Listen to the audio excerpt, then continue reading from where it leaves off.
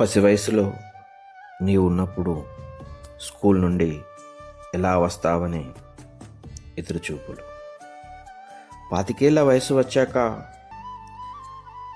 ఉద్యోగం నుండి ఎలా వస్తావు, ఎప్పుడొస్తావు అని ఎదురుచూపులు.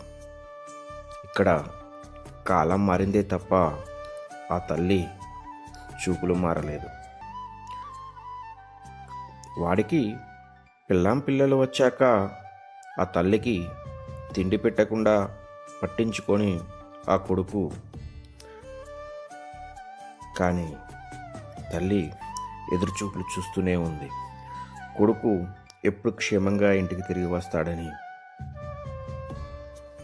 కాలం ఇక్కడ తల్లికి నేర్పిన గుణపాఠం ఇదేనేమో. చివరికి మిగిలింది ఎదురుచూపు మాత్రమే మిత్రమా.